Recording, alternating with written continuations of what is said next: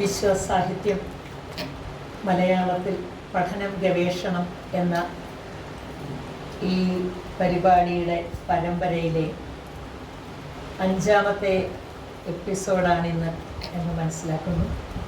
ഈ യോഗത്തിൻ്റെ അധ്യക്ഷയായ പ്രിയങ്കരിയായ ശ്രീമതി രാജലക്ഷ്മി മാനഴി, സഹപ്രഭാഷകരായ ഡോക്ടർ സെബാസ്റ്റ്യൻ ജോസഫ്, മോഹൻദാസ് പാറപ്പുറത്ത്, ഇതിൻ്റെ ജീവാത്മാവും പരമാത്മാവുമായിട്ടുള്ള ശ്രീ ഉണ്ണികൃഷ്ണൻ, ബഹുമാന്യയായ ചെയർപേഴ്സൺ ഡോക്ടർ സരസ്വതി ബാലകൃഷ്ണൻ, മറ്റ് പ്രിയങ്കരരെ, സ്നേഹിതരെ, സഹൃദയരെ എല്ലാവർക്കും നമസ്കാരം. 1 മണിക്കൂർ കൊണ്ടെന്നല്ല, ഏതാണ്ട് 1 വർഷം മുഴുവൻ, എന്നെപ്പോലെ ചില ഇംഗ്ലീഷ് അധ്യാപകർ ഇവിടെ ഇരിക്കുന്നുണ്ട്, ഒരു വർഷം മുഴുവൻ സംസാരിച്ചാലും തീരാത്തത്ര വിപുലമായ, ഓരോ തവണ വായിക്കുമ്പോഴും പുതിയ പുതിയ അർത്ഥതലങ്ങൾ വിരിഞ്ഞ് വരുന്ന അതിവിശിഷ്ടമായൊരു കൃതിയെക്കുറിച്ച്, അല്ലെങ്കിൽ അതിനെ എൻ്റെ കയ്യിലുള്ള ചെറിയൊരു കക്കായ്ക്കുള്ളിൽ കോരിയെടുക്കാനാണ് ഞാൻ ശ്രമിക്കുന്നത്. ഇവിടെ സ്വാഗത പ്രാസംഗികൻ എങ്ങനെയാണ് ഒരു കൃതി വിശ്വസാഹിത്യമാകുന്നത് എന്നതിനെക്കുറിച്ച് നല്ലൊരു നിരീക്ഷണം, ഒരു അവലോകനം നടത്തിയിട്ടുണ്ട്. ലോകത്തിൻ്റെ ഏത് ഭാഗത്തിരുന്ന് എഴുതിയാലും അത് വിശ്വസാഹിത്യമല്ലേ എന്ന ചോദ്യം പ്രസക്തമാണ്. വിശ്വസാഹിത്യമാകുന്നതിന് കൃത്യമായ ഒരു ബെഞ്ച് മാർക്കൊന്നും നമുക്ക് കൊണ്ടുവരാൻ പറ്റില്ല. ഇരട്ട വരകൾക്കകത്ത് ഒരു നിർദ്ദേശം അതിനെ ഒതുക്കാനും പറ്റില്ല. പക്ഷേ ഏകദേശം നമുക്ക് പറയാവുന്ന ഒരു കാര്യം, കാലദേശ അതിർത്തികളെ കടന്ന് മനുഷ്യൻ്റെ അടിസ്ഥാനപരമായ മനുഷ്യത്വത്തെ പ്രചോദിപ്പിക്കുകയും പ്രകോപിപ്പിക്കുകയും പ്രോത്സാഹിപ്പിക്കുകയും ആശ്വസിപ്പിക്കുകയും ആനന്ദിപ്പിക്കുകയും ഞെട്ടിക്കുകയും ഒക്കെ ചെയ്തുകൊണ്ടിരിക്കുന്ന ഏത് കൃതിയും, അതെത്ര ചെറുതാണെങ്കിലും എത്ര വലുതാണെങ്കിലും അത് വിശ്വസാഹിത്യമാണ്. ഏറ്റവും വലിയ അളവുകോൽ എന്ന് പറയുന്നത് കാലം തന്നെയാണ്. ടൈം ടെസ്റ്റഡ് എന്ന പ്രയോഗം അങ്ങനെയാണ് ഇംഗ്ലീഷിലുണ്ടായത്. നമ്മൾ ജീവിക്കുന്ന കാലത്ത്, കുറച്ച് സമയം ഞങ്ങൾ ഒരു അനൗപചാരിക സംഭാഷണത്തിൽ പറഞ്ഞുകൊണ്ടിരുന്നത് പോലെ തന്നെ, നമ്മുടെ ലോകത്ത് മനുഷ്യരെ വെറും മനുഷ്യരായിട്ടല്ല കാണുന്നത്, സാഹിത്യത്തെ സാഹിത്യം മാത്രമായിട്ടുമല്ല കാണുന്നത്, പ്രത്യേക കളങ്ങളിൽ പെടുത്തിയിട്ടാണ് എന്നതുകൊണ്ട് ജീവിച്ചിരിക്കുന്ന കാലത്ത് പുരസ്കാരങ്ങളും ബഹുമതികളും സ്ഥാനമാനങ്ങളും ഒക്കെ, പ്രത്യേകിച്ചും സർക്കാർ സ്പോൺസേർഡ് ആയിട്ടുള്ളത്, ഇത്തരത്തിലുള്ള കളങ്ങളിലേക്ക് ചുരുക്കാൻ പറ്റും. പക്ഷേ അതിനെ അങ്ങനെ ചെയ്യുന്നത് കൊണ്ട് എങ്ങനെ കാലത്തെ അതിജീവിക്കാൻ പറ്റും എന്നുള്ളൊരു ചോദ്യം ബാക്കിയാണ്.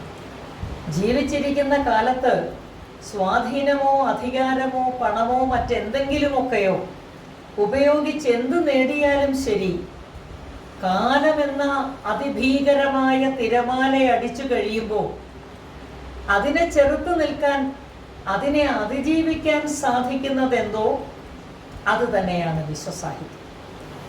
അതുകൊണ്ടാണ് 16ാം നൂറ്റാണ്ടിൽ രചിക്കപ്പെട്ട ഒരു കൃതി ഇന്നും, അതിനു മുൻപ് എത്രയോ നൂറ്റാണ്ടുകൾക്ക് മുൻപ് രചിക്കപ്പെട്ട പല കൃതികളും പോലെ തന്നെ ഇന്നും നമ്മുടെ മനസ്സിൽ, ലോകത്തെമ്പാടും ഉള്ള മനുഷ്യരുടെ മനസ്സിൽ സജീവമായി നിലനിൽക്കുന്നു. ഇവിടെ യോഗാധ്യക്ഷ ഷേക്സ്പിയർ കൃതികളെക്കുറിച്ചും പ്രത്യേകിച്ച് ഹാംലെറ്റിനെ കുറിച്ചും ഏതാനും ചില കാര്യങ്ങൾ പറയുകയാണ്. ഷേക്സ്പിയറുടെ ട്രാജഡികളെ കുറിച്ച് പറഞ്ഞാൽ അത് തന്നെ ഒരു വലിയ, വളരെ വിപുലമായ ഒരു വിഷയമായതുകൊണ്ട് ഞാൻ അതിലേക്കൊന്നും കടക്കുന്നില്ല. എന്തുകൊണ്ട് ഹാംലെറ്റ് ഒരു വിശ്വസാഹിത്യ കൃതിയാകുന്നു എന്നതിന് വളരെ ചെറിയ ചില കാര്യങ്ങൾ മാത്രം സൂചിപ്പിക്കാൻ ഞാൻ ആഗ്രഹിക്കുകയാണ്. ഹാംലെറ്റ് എഴുതപ്പെട്ടത് ഒരു സാമ്പ്രദായികമായ പ്രതികാര നാടകം, പ്രതികാര കഥ എന്ന നിലയ്ക്കാവേണ്ടിയിരുന്നു. കാരണം ഹാംലെറ്റ് എന്ന കഥ ഷേക്സ്പിയറുടെ സ്വന്തമല്ല. ഹാംലെറ്റ് എന്ന് മാത്രമല്ല, ഷേക്സ്പിയർ എഴുതിയ പല നാടകങ്ങളും അദ്ദേഹം കണ്ടെത്തിയ കഥകളല്ല, അദ്ദേഹത്തിൻ്റെ മാനസ സൃഷ്ടമായ കഥകളല്ല ഇതിൽ പലതും. ഈ കഥയും അങ്ങനെ തന്നെ സാക്സോ ഗ്രമാറ്റിക്കസിൻ്റെ കാലം മുതൽ നിലനിന്നിരുന്ന പലരും എഴുതിയ, പലവട്ടം ആവർത്തിച്ച ഒരു കഥയാണ്. പക്ഷേ അവരൊക്കെ ഇതിനെ ഒരു പ്രതികാരേച്ഛ നിറഞ്ഞ നായകൻ തൻ്റെ ധർമ്മം നിറവേറ്റുന്നത് പോലെ നമ്മൾ കാണുന്ന സിനിമകളിൽ, അത് ബാഹുബലി ആയാലും രാവണപ്രഭു ആയാലും, നായകൻ ഹീസ് റോങ്ഡ്, അയാൾക്കെതിരെ അല്ലെങ്കിൽ അയാളുടെ അച്ഛനെതിരെ, അയാളുടെ കുടുംബത്തിനെതിരെ ഒരു തെറ്റ് ചെയ്യുന്ന വില്ലനെ ഒടുവിൽ കൊല്ലുകയോ കീഴടക്കുകയോ ശിക്ഷിക്കുകയോ കൈവെട്ടുകയോ ഒക്കെ ചെയ്യുമ്പോൾ മാത്രമാണ് ഇതിനൊരു പൂർത്തി ഉണ്ടാവുന്നത്. ഒരു പൂർത്തീകരണം സംഭവിക്കുന്നത് അങ്ങനെയാണ്, പൂർണ്ണത അങ്ങനെയാണ്. അതാണ് അതൊരു റിവെഞ്ച് ഡ്രാമ ആയി മാറുന്നത്. എക്കാലത്തും അത് അങ്ങനെയായിരുന്നു. അത് മനുഷ്യ ചരിത്രത്തിൻ്റെ സ്പന്ദങ്ങളുമായിട്ട് ബന്ധപ്പെട്ടതാണ്. തെറ്റ് ശരി എന്ന് രണ്ട് കളങ്ങളിലേക്ക് വേർതിരിക്കാൻ നമുക്ക് എന്തിനേയും, man is the animal who categorises everything എന്നാണ് പറയുന്നത്. ഫിലോസഫി പറയുന്ന അങ്ങനെയാണ്. എല്ലാത്തിനെയും നമുക്കൊന്ന് തരംതിരിച്ചാലേ സമാധാനമാവുള്ളൂ. We take pleasure in classifying, in labeling, in categorizing. ഇയാൾ ഇന്നതാണ്, ഇത് ഇങ്ങനെയാണ് എന്ന് പറയുന്നതിലാണ് നമുക്ക് താല്പര്യം. അപ്പോൾ നന്മയെന്നും തിന്മയെന്നും പ്രവൃത്തികളെ, ചിന്തകളെ വേർതിരിക്കുകയും അതിൽ തിന്മയുടെ ഭാഗത്ത് നിന്ന് നന്മയിലേക്ക് കടന്നു കയറ്റം ഉണ്ടാകുമ്പോൾ തിരിച്ചടിക്കുകയും പതിന്മടങ്ങായി തിന്മയെ അടിച്ചമർത്തുകയും ചെയ്യുന്നതാണ് വീരനായകന്റെ ധർമ്മം. അത് ആദിമകാലത്താണെങ്കിലും ശരി, ഇന്ന് മലയാളത്തിൽ ഇറങ്ങുന്ന പുതിയ സിനിമയിലാണെങ്കിലും ശരി, അതങ്ങനെ തന്നെയാണ്. വില്ലനെ തോൽപ്പിക്കുന്ന, വില്ലനെ പരാജയപ്പെടുത്തി ഒന്നുമില്ലാതെയാക്കുന്ന, വില്ലനെ കൊല്ലുന്ന നായകനാണ് ശരി എന്നാണ് നമ്മുടെ ആദിമ രൂപം. അതാണ് നമ്മുടെ പ്രതീക്ഷ, അങ്ങനെയാണ്. അത്തരത്തിലുള്ള റിവെഞ്ച് ഡ്രാമ എന്ന പതിവിൽ നിന്ന് കാലാതീതമായ മനുഷ്യത്വത്തിൻ്റെ പ്രതിരൂപമാക്കി ഹാംലെറ്റിനെ വളർത്തിയെടുത്തതിലാണ് അതിന് വിശ്വസാഹിത്യ മാനം കൈവരുന്ന നിരവധി ഘടകങ്ങളിലൊന്നും. ഒരു പ്രതികാര നിർവഹണത്തിനല്ല ഹാംലെറ്റ് മുതിരുന്നത്. ഹാംലെറ്റ് സ്ഥിരമായി സന്നിഗ്ധാവസ്ഥയിലാണ്. ഹാംലെറ്റ് ആശങ്കാകുലനാണ്. ഇനി ഹാംലെറ്റിൻ്റെ ആശങ്കാകുലമായ മനസ്സിനെ പറ്റി പറഞ്ഞു തുടങ്ങുന്നതിന് മുമ്പ് ഞാൻ നാടകത്തിൻ്റെ തുടക്കത്തിലേക്ക് ഒന്ന് എത്തി നോക്കുകയാണ്. ഈ നാടകത്തിലെ ആദ്യത്തെ വാചകം ഹു ഈസ് ദർ എന്നാണ്.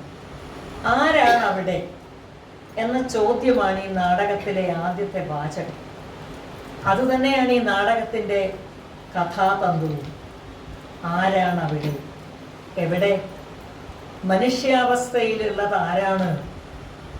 ചോദ്യങ്ങളാണ്, സംശയങ്ങളാണ് ഈ നാടകത്തിൻ്റെ ആകത്തുക. മാത്രമല്ല, അതാരാണെന്ന് അറിയില്ല. അയാളുടെ ഐഡന്റിറ്റി, അയാളുടെ സ്വത്വം എനിക്കറിയാത്ത ഒന്നാണ്. സ്വത്വ സന്ദേഹം, ഐഡന്റിറ്റി ക്രൈസിസ് എന്ന് പറയുന്ന അവസ്ഥ ഈ നാടകത്തിലുടനീളം നിറഞ്ഞു നിൽക്കുന്നു. ഒരു ചോദ്യത്തോടെ ആരംഭിക്കുന്നു, സംശയത്തോടെ ആരംഭിക്കുന്നു. ആരാണതെന്ന് കണ്ടുപിടിക്കാനാവാത്ത അവ്യക്തത അവിടെ നിലനിൽക്കുന്നു. നാടകത്തിലുടനീളം മനുഷ്യ മനസ്സിൽ എന്നതുപോലെ അവ്യക്തത നിറഞ്ഞു നിൽക്കുക. ഈ ഒരു അവ്യക്തത, ഈ ഒരു സന്ദേഹം, ദ സെൻസ് ഓഫ് അൺസർട്ടനിറ്റി എന്ന് പറയുന്നത് ഷേക്സ്പിയറുടെ കാലത്തല്ല പ്രബലമായിരുന്നു. ഷേക്സ്പിയർക്കും എത്രയോ വർഷങ്ങൾക്ക് ശേഷമാണ് അസ്തിത്വവാദികൾ പലരും ജീവിതത്തിലെ തെരഞ്ഞെടുപ്പുകളെക്കുറിച്ചും ജീവിതത്തെക്കുറിച്ചും മരണത്തെക്കുറിച്ചും മനുഷ്യ ജീവിതത്തിൻ്റെ അർത്ഥം എന്താണെന്നതിനെ കുറിച്ചുമൊക്കെയുള്ള ധാരാളം സംശയങ്ങൾ ഉയർത്തുകയും ഈ സംശയങ്ങളുടെ പരകോടിയിൽ ജീവിതം അർത്ഥശൂന്യമാണെന്ന് തോന്നുകയും ഒക്കെ ചെയ്ത ചിന്താഗതികളിലേക്ക് വഴിതിരിഞ്ഞു പോയത്. പക്ഷേ ഹാംലെറ്റ് എന്ന നാടകം ഒരു സന്ദേഹിയുടെ ജീവിത കഥയാണ്. സന്ദേഹികളായ എല്ലാ മനുഷ്യരുടെയും മാനസികാവസ്ഥയുടെ കഥയുമാണ്. ഇവിടെ ഹാംലെറ്റിനോട് തന്നെയാണ് വേണമെങ്കിൽ ആ ചോദ്യം ലോകം ചോദിക്കുന്നത് എന്ന് നമുക്ക് പറയാം. Who is there? നിങ്ങൾ ആരാണ്? വിദ്യാർത്ഥിയാണോ? നിങ്ങൾ വായനക്കാരനും പണ്ഡിതനുമായ ചെറുപ്പക്കാരനാണോ? നിങ്ങൾ യോദ്ധാവാണോ? നിങ്ങൾ രാജകുമാരനാണോ? നിങ്ങൾ പ്രതികാരം ചെയ്യാൻ നിയുക്തനായ ഒരു ധീരപുരുഷനാണോ? അച്ഛൻ്റെ വാക്കുകൾ അനുസരിക്കുന്ന ഉത്തരവാദിത്വ ബോധമുള്ള പുത്രനാണോ? അമ്മ ചെയ്ത തെറ്റിന് ശിക്ഷിക്കാൻ നിയുക്തനായ മകനാണോ? നിങ്ങൾ ധീരനായ കാമുകനാണോ? നിങ്ങൾ മറ്റുള്ളവരെ പരിഹസിക്കുന്ന നിരവധിയായ വാക്കുകൾ, ഈ ഭാഷാപരമായ വാക്കുകളുടെ ഒരു കളി നമുക്ക് ഹാംലെറ്റിൽ കാണാൻ പറ്റും. അത്തരം കളികളിലൂടെ നിങ്ങളുടെ മുമ്പിൽ നിൽക്കുന്ന ആളെ പരിഹസിക്കുന്നയാളാണോ? അതോ നിങ്ങളൊരു ഏകാകിയാണോ? നിങ്ങളൊരു ചിന്തകനാണോ? Who is there? ഈ ചോദ്യമാണ് ചോദിക്കുന്നത് ഹാംലെറ്റിനോടല്ല എങ്കിലും ഈ ചോദ്യമാണ് ഹാംലെറ്റ് ഉയർത്തുന്ന, നമ്മുടെ മനസ്സിലേക്ക് പതിച്ചു വയ്ക്കുന്ന ഒരു ശ്രദ്ധേയമായ ആശയം. നാടകം ആരംഭിക്കുന്ന രംഗത്ത് കിങ് ഹാംലെറ്റ് എന്ന ഡെൻമാർക്കിലെ രാജാവിൻ്റെ പ്രേതം പ്രത്യക്ഷപ്പെടുന്നു. ഡെൻമാർക്കിലെ രാജാവായ കിങ് ഹാംലെറ്റിനെ പ്രേതരൂപത്തിൽ കാണിച്ചുകൊണ്ടാണ് നാടകം ആരംഭിക്കുന്നത്. നാടകത്തിൻ്റെ അവസാന രംഗത്ത് പ്രേതങ്ങളൊന്നുമില്ല, പക്ഷേ രക്തപങ്കിലമായ അന്തരീക്ഷമാണുള്ളത്. ഹാംലെറ്റും ക്ലോഡിയസും, വില്ലനായ ക്ലോഡിയസും, അമ്മ ഗട്രൂഡും, ഒഫീലിയയുടെ സഹോദരൻ ലയർട്ടിസും, അങ്ങനെ നിരവധി ആളുകൾ മരിച്ച് കബന്ധങ്ങൾ നിറഞ്ഞ ഒരു രണാങ്കണം പോലെ ഭീഷണവും ഭയാനകവുമാണ് അവസാന രംഗം. അങ്ങനെയാണ് അവസാനിക്കുന്നത്. എന്ന് വെച്ചാൽ അശുഭകരമായ തുടക്കത്തിൽ നിന്ന് അതിലേറെ അശുഭകരമായ ഒരു ഒടുക്കത്തിലേക്കാണ് കഥ പ്രയാണം സംഭവിക്കുന്നത്. പ്രേതം എന്നതുണ്ടോ ഇല്ലയോ എന്ന് നമുക്ക് പറയാനാവില്ല. നമുക്കാർക്കും നേരിട്ട് കണ്ടറിവുള്ള കാര്യമല്ല. എക്കാലവും മനുഷ്യഭാവനയെയും വിശ്വാസത്തെയും കുഴക്കിക്കൊണ്ടിരിക്കുന്ന ഒരു വിഷയമാണ്. പക്ഷെ മരണമുണ്ടെന്ന് നമുക്കറിയാം. ദ അൺനോൺ കൺട്രി എന്ന് ഹാംലെറ്റ് പറയുന്നുണ്ടെങ്കിലും അങ്ങനെ ഒരു രാജ്യം, അപരിചിതമായ ഒരു രാജ്യമാണ് മരണം എന്ന് പറഞ്ഞാലും അങ്ങനെ ഒരു രാജ്യമുണ്ടെന്നുള്ള കാര്യം നമുക്ക് ഉറപ്പാണ്.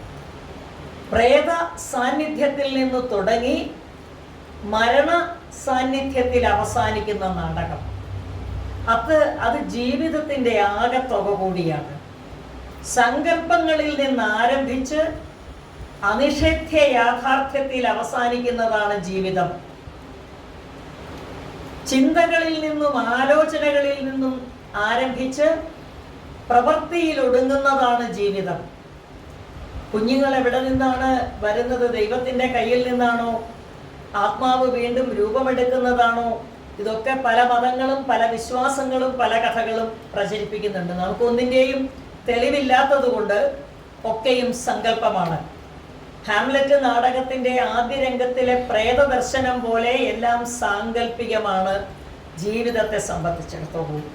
പക്ഷേ ഒടുവിൽ മരണമെന്നൊന്ന് ഉണ്ട് എന്നത് സംശയമല്ല, സാങ്കല്പികമല്ല, അനിഷേധ്യ സത്യമാണ്.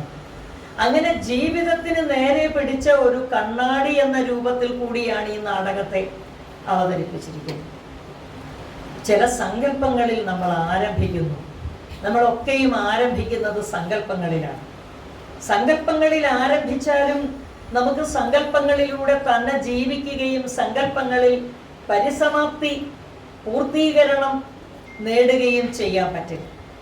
ഏത് സങ്കല്പത്തിൽ ജീവിച്ചാലും നമുക്ക് തിരിച്ച് യാഥാർത്ഥ്യത്തിന്റെ പരുക്കൻ ലോകത്തേക്ക് ഇറങ്ങി വന്നേ മതിയാകൂ. കവിത എഴുതാനോ കഥ എഴുതാനോ രാവിലെ മുതൽ ഉച്ചവരെ കണ്ണടച്ച് മുറിക്കുള്ളിൽ ഇരുന്ന് ചിന്തിച്ചാലും ഉച്ചയാവുമ്പോൾ ഭക്ഷണം കഴിക്കാൻ വേണ്ടി അടുക്കളയിലേക്ക് ഇറങ്ങി ചെന്നേ മതിയാകൂ. ഭക്ഷണത്തിനുള്ള വഴി എന്തെന്ന് അന്വേഷിച്ചേ മതിയാകൂ. ഇതാണ് മനുഷ്യ ജീവിതത്തിന്റെ ആകെത്തുക. സങ്കല്പങ്ങൾ നന്ന്, സങ്കല്പങ്ങൾ കൂടെയുണ്ട്. പക്ഷേ അതുപേക്ഷിച്ച് നിങ്ങൾക്ക് യാഥാർത്ഥ്യത്തിലേക്ക് ഇറങ്ങി വരേണ്ടി വരും. ആ യാഥാർത്ഥ്യങ്ങളുടെ യാഥാർത്ഥ്യം, ദ അൾട്ടിമേറ്റ് റിയാലിറ്റി എന്ന് പറയുന്നത് മരണമാണ്.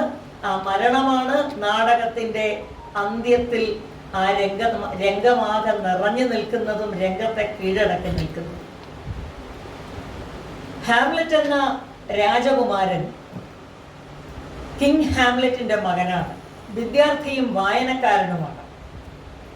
അദ്ദേഹത്തിന്റെ പിതാവ് കിങ് ഹാംലെറ്റ് ഹെബനോൺ എന്ന ഒരു രൂക്ഷമായ വിഷമരുന്ന് ചെവിക്കുള്ളിൽ ഒഴിക്കപ്പെട്ട് പൊടുന്നനവേ രക്തം പാലിൽ പുളിയുള്ളത് ഒഴിക്കുമ്പോൾ പാലെങ്ങനെ തൈരാകുന്നുവോ അതുപോലെ രക്തം ഉറഞ്ഞ് ദേഹമാസകലം വ്രണങ്ങൾ പൊട്ടി ദാരുണമായൊരു മരണമാണ് അദ്ദേഹത്തിന് നേരിടേണ്ടി വന്നത്. പക്ഷെ ഇത് മകനെ അറിയിക്കാൻ അദ്ദേഹത്തിന് മാർഗമൊന്നുമില്ല. അതുകൊണ്ട് അദ്ദേഹം പ്രേതരൂപിയായി വന്ന് മകനോടിത് പറയുകയാണ്. പക്ഷേ മകൻ പ്രേതങ്ങളുടെ സാന്നിധ്യത്തിൽ, പ്രേതങ്ങളുടെ അസ്തിത്വത്തിൽ പൂർണ്ണമായി വിശ്വസിക്കുന്നില്ല. എങ്ങനെയാണ് വിശ്വസിക്കാൻ പറ്റുക? അക്കാലത്തെ ഇംഗ്ലണ്ടിലെ പരിതസ്ഥിതി അതിന് യോജിച്ചതായിരുന്നില്ല. ഒരു വശത്ത് കത്തോലിക്ക മതം, ക്വീൻ മേരി ദ ഫസ്റ്റ് ഒക്കെ കത്തോലിക്കരായിരുന്നു. മറുവശത്ത് ക്വീൻ എലിസബത്ത് ദ ഫസ്റ്റ് ഉൾപ്പെടെയുള്ളവർ പ്രൊട്ടസ്റ്റന്റുകളുമാണ്. ഈ രണ്ട് വ്യത്യസ്ത വിഭാഗങ്ങളെ സംബന്ധിച്ചിടത്തോളം പ്രേതത്തെ പറ്റിയുള്ളത് വ്യത്യസ്ത വിശ്വാസങ്ങളായിരുന്നു. കത്തോലിക്ക വിശ്വാസികളെ സംബന്ധിച്ചിടത്തോളം പ്രേതങ്ങളുണ്ടെന്നാണ് അവർ സമ്മതിക്കുന്നത്. വേണമെങ്കിൽ പ്രേതങ്ങൾ ഉണ്ടാകാം എന്നവർ വിശ്വസിക്കുന്നു. പ്രൊട്ടസ്റ്റന്റുകൾ അത് ആന്റി ക്രിസ്ത്യൻ വിശ്വാസമാണ്. ക്രിസ്തു മതവിരുദ്ധമായ ഒരു ധാരയാണ് പ്രേതങ്ങൾ ഉണ്ടെന്ന് കരുതുന്നത് എന്നാണ് പറയുന്നത്. മാത്രമല്ല, അങ്ങനെ പ്രേതങ്ങൾ ഉണ്ടെങ്കിൽ തന്നെ അവര് പർഗേറ്ററിയിൽ തെറ്റ് ചെയ്ത ആത്മാക്കളെ ശുദ്ധീകരിക്കാൻ അയക്കുന്ന സ്ഥലമാണ്. നമ്മുടെ നാട്ടിൽ നിലവിലുള്ള ദുർഗുണ പരിഹാര പാഠശാലകൾ പോലെ ദൈവത്തിൻ്റെ അധീനതയിലുള്ള ദുർഗുണ പരിഹാര പാഠശാലയാണ് പർഗേറ്ററികൾ. അപ്പോൾ മരണാനന്തരം ദുഷ്ചെയ്തികൾ ചെയ്ത ആത്മാക്കളെ നേരെ വിടുന്നത് പർഗേറ്ററിയിലേക്കാണ്. അവിടെ പോയി ശുദ്ധീകരിക്കപ്പെട്ടവർക്ക് നല്ല ഒരു മെച്ചപ്പെട്ട മാനസികാവസ്ഥ ഉണ്ടായാൽ തിരിച്ചു ദൈവം അവരെ സ്വർഗത്തിലേക്ക് കൊണ്ടുപോകും. ഇതാണ് കാത്തലിക് ബിലീഫ്. പക്ഷേ പ്രൊട്ടസ്റ്റന്റുകൾ വിശ്വസിക്കുന്നത് അങ്ങനെയല്ല. സ്വർഗവും നരകവും മാത്രമേ ഉള്ളൂ, അവിടെ ഒരു ദുർഗുണ പരിഹാര പാഠശാല ഇല്ല, പർഗേറ്ററി എന്നൊന്നില്ല എന്നാണ്. പർഗേറ്ററി ഇല്ല. ഇനി പർഗേറ്ററിയിൽ കഴിയുന്ന ഇത്തരം ആത്മാക്കൾക്ക് ഇടയ്ക്കിടയ്ക്ക് ഭൂമിയിൽ വന്നു പോകാനുള്ള അനുവാദവും അവകാശവുമില്ല എന്നവർ വിശ്വസിച്ചു. അത് വളരെ ക്രിസ്തു മതവിരുദ്ധമായ കാഴ്ചയാണെന്നും അങ്ങനെ വരുന്നുണ്ടെങ്കിൽ അത് രാജാവിൻ്റെ പ്രേതമല്ല, മറിച്ച് ഏതെങ്കിലും ദുരാത്മാവാണ്, ചെകുത്താൻ്റെ ഇടപെടലാണ് എന്നായിരുന്നു പ്രൊട്ടസ്റ്റന്റുകളുടെ വിശ്വാസം. പാതി പ്രൊട്ടസ്റ്റന്റും പാതി കാത്തലിക്കുമാണ് ഹാംലെറ്റ്. ഇവിടെ ഹാംലെറ്റിനെ സംബന്ധിച്ചിടത്തോളം താൻ ഏതാണെന്ന് അദ്ദേഹത്തിന് നിശ്ചയമില്ല. അദ്ദേഹത്തിൻ്റെ ജീവിതം ആസകലം to be or not to be ആണ്. താൻ ഏതിലാണ് ഉറച്ചു നിൽക്കുന്നതെന്ന് അദ്ദേഹത്തിന് പറയാൻ സാധിക്കുന്നില്ല. ഇത് ഹാംലെറ്റിന്റെ മാത്രം പ്രശ്നമല്ല.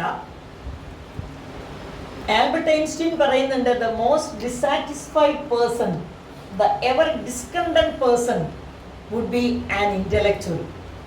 ചിന്തിക്കുന്ന മനുഷ്യൻ എപ്പോഴും അസംതൃപ്തനും ഏതെങ്കിലും ഒരു വശത്തു മാത്രം ഉറച്ചു നിൽക്കാൻ കഴിയാത്തവനുമായിരിക്കും. നമ്മൾ അനൗപചാരികമായി സംസാരിച്ചു കൊണ്ടിരുന്നപ്പോൾ അതിനെക്കുറിച്ച് പറഞ്ഞു. നമ്മൾ എടുത്തണിയുന്ന വേഷഭൂഷകളെല്ലാം താൽക്കാലികമാണ്. മതത്തിൻ്റെ, ജാതിയുടെ, രാഷ്ട്രീയത്തിൻ്റെ, പതാകകളുടെ ഇതൊന്നും പൂർണ്ണമായും നമ്മുടേതായി മാറുന്നില്ല. നമ്മുടേതായി മാറണമെങ്കിൽ നമുക്ക് അന്ധത ബാധിക്കണം.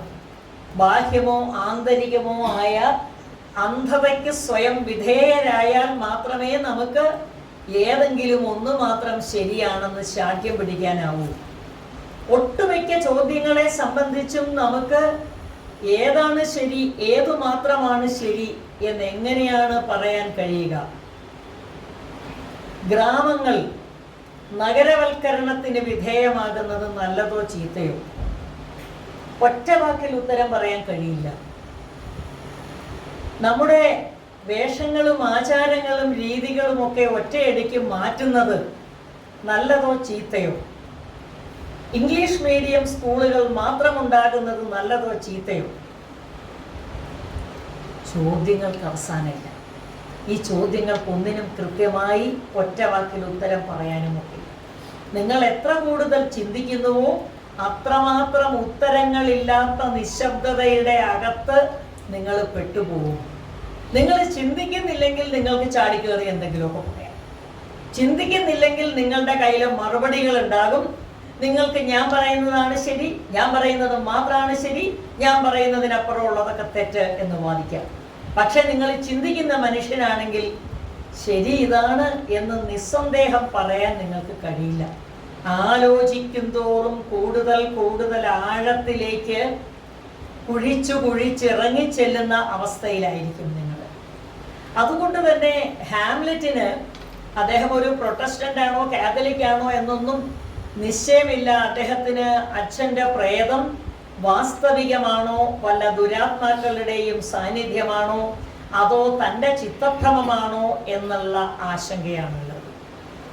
പക്ഷേ അച്ഛൻ്റെ ആത്മാവ് വന്ന് തന്നോട് നിർദ്ദേശിക്കുന്നത് ഹാംലെറ്റ് റിവെഞ്ച് എന്ന് നിർദ്ദേശിക്കുമ്പോൾ അദ്ദേഹം ആ പ്രതികാരം ഏറ്റെടുക്കാൻ തയ്യാറാകും. അച്ഛൻ്റെ സഹോദരനായ ക്ലോഡിയസ് രാത്രിയിൽ അച്ഛൻ്റെ കിടക്കറയിലേക്ക് ഒളിച്ചു കടന്നു ചെന്ന് ചെവിയിൽ ഈ മാരക വിഷം ഒഴിച്ച് അദ്ദേഹത്തെ കൊലപ്പെടുത്തി രാജ്യം എൽസിനോർ പാലസിൽ ഇരുന്നു കൊണ്ട് രാജ്യം കൈയടക്കി ഭരണം ആരംഭിച്ചു. അദ്ദേഹത്തിൻ്റെ ഭാര്യ, സഹോദര ഭാര്യയായ ഹാംലെറ്റിൻ്റെ അമ്മയായ രാജ്ഞി ക്ലോഡിയസിൻ്റെ ഭാര്യയുമായി. ആ നിലയ്ക്ക് പ്രതികാരം ചെയ്യണമെന്ന് ഹാംലെറ്റ് തീരുമാനിച്ചു. ഹാംലെറ്റിനെ പ്രതികാരത്തിലേക്ക് നയിക്കാൻ കിങ് ഹാംലെറ്റിൻ്റെ ആത്മാവിന് കഴിയുന്നുണ്ട്. ആശയപരമായി ഹാംലെറ്റ് അത് സ്വീകരിക്കുന്നുണ്ട്.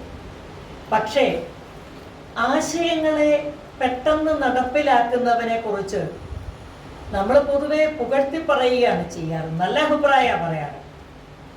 എന്തെങ്കിലും തീരുമാനിച്ചാൽ, അവനൊരു കാര്യം തീരുമാനിച്ചാൽ നടപ്പിലാക്കിയിട്ടേ വിശ്രമിക്കൂ, നല്ല കാര്യമായിട്ടാണ് പറയുന്നത്. പക്ഷെ എല്ലായ്പ്പോഴും അതങ്ങനെയല്ല. നമ്മൾ ചില കാര്യങ്ങൾ പെട്ടെന്ന് ചെയ്യുന്നവരെ കുറിച്ച് അവനൊരു എടുത്തുചാട്ടക്കാരനാണെന്ന് പറയാറുണ്ട്. കാള പെറ്റൂന്ന് കേൾക്കുമ്പോഴേ കയറെടുക്കുന്നവനാണ് എന്ന് പറയാറുണ്ട്. ഹാംലെറ്റ് എന്തായാലും അതിന് തയ്യാറല്ല. ഹാംലെറ്റിനെ സംബന്ധിച്ചിടത്തോളം പ്രതികാരം എന്ന് പറയുന്നത് ഒരു വലിയ പ്രശ്നമാണ്. It is the ethical dilemma of the play.